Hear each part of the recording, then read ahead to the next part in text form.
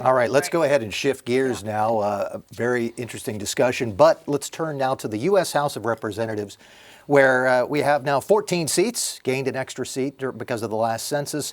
And if you had looked at a map that the Republicans had drawn for the congressional races before there were lawsuits, there was a lot of thought that perhaps Republicans could win 10 of the seats and Democrats 4. As it turned out, with a court-imposed map, 7 Republicans, 7 Democrats, an even split. Joe Stewart, what did you think really stood out from this? Well, of the 14 districts, the one that was considered to be the most competitive, the 13th district, which includes a portion of Wake County, Harnett, Johnston, and Wayne counties. An interesting matchup there. Wiley Nicholas, state senator, and as the senator mentioned before we started taping the show, I hadn't really thought about this, but across our congressional delegation, that we now have 5 state senators that will be in our congressional delegation. As you pointed out, 10% of the state senate is now serving in our delegation.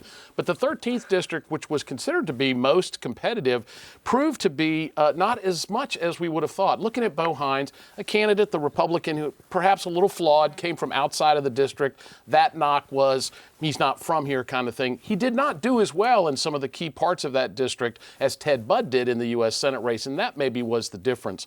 But looking across the state, none of the other results were really surprising. It was more or less what we knew from the partisan ratings of those districts, what voter dispositions would lend in terms of who they're likely to support, Democrat or Republican.